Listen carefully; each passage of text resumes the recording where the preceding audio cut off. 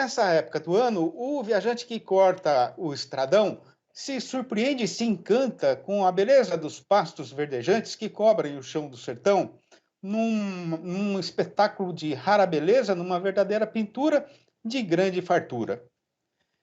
Porque se o capim está assim tão bonito, é porque na temporada passada, no ano passado, o dono tomou todos os devidos cuidados para que ele pudesse alimentar a boiada da propriedade, atravessar o período de estiagem e garantir um novo ciclo da pastagem com alto nível de produtividade. Pois então, para adquirir mais informação de qualidade a respeito dessa tecnologia, a gente convidou para a nossa entrevista do dia o zootecnista Tiago Filippini, da consultoria Alcance, que vai conversar agora com os amigos e as amigas pecuaristas do Brasil inteiro, falando ao vivo por meios eletrônicos, diretamente de Araçatuba, aqui no interior do nosso estado de São Paulo. Muito boa noite, Tiago. Uma satisfação muito grande ter mais uma vez a sua participação aqui na nossa função noticiarista e novidadeira. Seja muito bem-vindo, como sempre. Boa noite, Sidney. Boa noite, Terra Viva. É um prazer estar aqui com vocês. Eu espero ajudar o máximo possível nas perguntas. Vamos lá. Com certeza você sempre ajuda. Ô, Tiago, com o capim estando agora, né, na sua melhor fase, no seu melhor ponto de desenvolvimento, qual é o cuidado que o pecuarista tem de tomar para que a boiada possa aproveitar ao máximo essa qualidade, né, e não aconteça nenhum prejuízo futuro para a área de pastagem? Então, Sidney, essa é a chave para ele ganhar dinheiro. É a resposta que vai fazer ele ganhar dinheiro. O principal cuidado é ele estar ajustando a lotação da fazenda, ou melhor, a lotação de cada pasto, para ele poder não deixar nem perder pasto, nem faltar pasto para ele lá na frente, lá na seca, né? Então, existem as alturas que a gente recomenda para o pecuarista manejar o pasto, desde o pastejo contínuo, onde o gado fica no pasto o ano inteiro, até os pastejos com lotação rotacionada, onde o gado fica rotacionando na área. Então, vamos falar assim, o capim braquiarão, ele tem que trabalhar com uma altura aí de entre 30 e 40 centímetros no pastejo contínuo. E aí o pessoal chama a gente para visitar as fazendas, chega lá, o braquiarão está com 20, 15, às vezes com 10 centímetros de altura. Ele não tem estoque de pasta, ele está fazendo o que a gente chama de super pastejo. E aí o ideal é ele estar ajustando a lotação, abaixando a quantidade de gado, né, diminuindo a lotação de gado daquela área, para o pasto dele poder subir, aproveitar esse momento favorável, que tem calor, tem umidade, para o capim rebrotar e subir. E aí ele vai ter uma condição boa para ganhar bastante peso, produzir bastante bezerro, leite, se for produtor de leite, e vai ter uma reserva de capim em período seco também, porque o capim ele sendo respeitado durante o pastejo, no período seco, ele consegue suportar, até brotar um pouco mais no início do outono, começo do inverno. Se ele for ofendido logo nas águas, ficar sendo super pastejado, quando entrar no outono e inverno, ele vai estar super pastejado, não vai brotar nada. O gado vai começar a perder peso logo no outono. Entendeu? Agora, como é que o pecuarista faz, Tiago, para calcular, né, a lotação de cada área? Porque isso varia muito conforme as condições de cada propriedade, não é? Varia, exatamente. Varia de acordo com a fertilidade, se ele teve ataque de cigarrinho ou não, como está a infestação de invasores. Então, o primeiro passo aí, se ele tiver uma assistência, é estar medindo esse capim. A gente tem uma técnica de medição direta que os técnicos fazem, que é coletar o capim na própria pastagem. Ele joga uma armação de ferro lá, corta o capim, pesa, depois ele leva para o laboratório, ou leva para o forno, tira a matéria seca do capim e faz uma série de cálculos e mostra para o pecuarista. Fala, olha, aqui cabe tantas cabeças. Mas, para facilitar o pecuarista do Brasil todo, o principal dele saber quantas cabeças ele tem que ajustar na área dele é pela altura. Se ele tiver com a altura do capim dentro do recomendado, vamos voltar para o braquiarão, se ele tiver acima de 30, ele está com a lotação ajustada.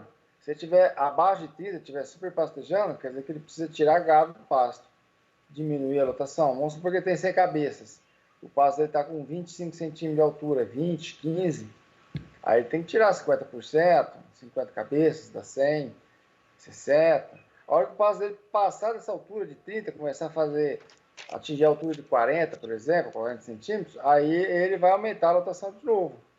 Então, o principal aí, para quem não tem condição de medir, está com técnico constante na fazenda, é monitorar a altura do pasto. Medindo só a altura do pasto já é uma grande ferramenta. Agora, você está falando especificamente do braqueirão, né? Agora, evidentemente que cada pastagem, cada tipo de pasto, cada tipo de capim vai ter o seu ponto de entrada e o ponto de saída, né, da boiada, né, Tiago? Sim, sim, foi muito bem colocado isso. Nós temos vários trabalhos publicados já pela pesquisa, isso foi desmistificado tanto pela Exalc como a Embrapa, e cada capim tem sua altura de entrada, exatamente. E tem outro detalhe, Sidney. Se o capim for adubado, a altura muda também. Vamos supor que o braquiarão, vamos falar de jogo do braquiarão, que é o capim mais em conta nas fazendas, né? Vamos supor que o braquiarão a gente está orientando a entrar com 40 e sair com 30. Se for uma área adubada, ele pode entrar com 40 e sair com 20, com 25. Então diminui a altura de saída. Ele consegue aproveitar mais esse pasto. Isso aí Agora, é de uma... quanto em quanto...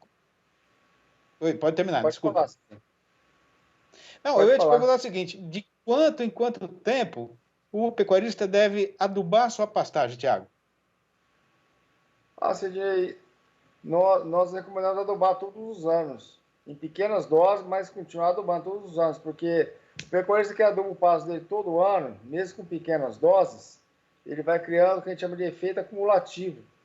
Ele vai acumulando fertilidade e aquela pequena dose que ele jogou no primeiro ano, no segundo ano, ela é dobrada e existe o residual dessa adubação do primeiro ano. Então ele tem um aumento, ele tem um ganho, chama efeito aditivo da adubação. É interessante, se ele não conseguir adubar a fazenda inteira, ele pode adubar pequenas áreas, 5%, se ele tiver caixa, 10%, ou então pelo menos adubar as áreas que ele planta, ele já tem um ganho muito grande. Se ele puder adubar todo ano um pouquinho, uma pequena área, ele vai ver que no médio e longo prazo ele vai ter um pasto muito bom para fazer uma invernada ali. Agora, Tiago, nós estamos praticamente aí, quase no final da estação das águas, né? O que é que o pecuarista deve fazer a partir do momento que virar o calendário e parar de chover? Bom, Sidney, aí depende. Você fez a pergunta que a gente trabalha direto às fazendas, chama planejamento alimentar. E aí vai depender da condição da pastagem dele. Se ele fez o dever de casa, ele ajustou a lotação, respeitou todo o pasto, ele vai ter estoque de capim para passar o período seco, mesmo com menos gado do que está acostumado. Agora, se ele não respeitou o manejo do pasto e está com pouco capim na área, na fazenda, aí ele tem que aliviar a lotação. Ele teria que confinar esse gado, mandar para o confinamento, fazer o que a gente chama de sequestro, investir em suplementação volumosa, para não ofender a pastagem dele, porque se ele prejudicar a pastagem, ele vai entrar no processo de degradação acelerado. E com isso vem muita planta invasora, vem muito gramão, vem muita invasora e acaba diminuindo drasticamente a produção dele dos anos seguintes. E acaba até pedindo reforma de pasto depois, né? Pois é, justamente isso que eu ia te perguntar agora, né? Quando é que o pecuarista, como é que ele faz para saber que está na hora dele fazer uma reforma no pasto dele, Tiago? Ou seja, nós fazemos uma técnica nas fazendas que chama... É um diagnóstico das pastagens, na verdade, falando de uma forma bem simples, assim, menos boiadeira. Também pode ser chamado de inventário dos pastos. A gente faz um inventário de como está cada pasto, cada invernada. E aí, nesse inventário, a gente classifica quantos por cento de capim tem na área. Ou seja, de 100% dos hectares que tem naquele pasto, vamos falar que tem 100 hectares. Quantos hectares ele tem de pasto? Então, às vezes ele tem 100 hectares, mas só tem 50% da área com capim. Então, é uma área que está quase para reformar. Quando ele tem menos de 50% de pasto, nessa área de pastagem dele, aí é um indicativo forte que ele tem que reformar aquele pasto. Porque o pasto não está suportando nem metade do que ele deveria. Agora, quando ele tem mais de 50% de capim na área, o técnico que acompanha ele, a empresa que acompanha ele, ela pode trazer tecnologia para ele recuperar essa área. Fica mais barato que ele reformar. Ele pode estar recuperando de outras maneiras. Tá certo. Bom, Tiago, tem muita coisa para a gente falar nessa parte de manejo de pastagem, né? Então, interessante a gente chamar a atenção do companheiro boiadeiro, do amigo pecuarista, para prestar muita atenção no desenvolvimento, no uso do seu pasto, né? Para poder ter isso sempre em uma condição boa. Então, queria agradecer demais a sua participação no programa, mais uma vez. Você que é nosso sócio aqui no rancho, né? Desde o começo. E mandar um abração para você aí, para sua turma, e até a próxima. Tá bom, Sidney. Foi um prazer aí, espero ter ajudado. Um abraço forte a todos vocês aí, bom trabalho.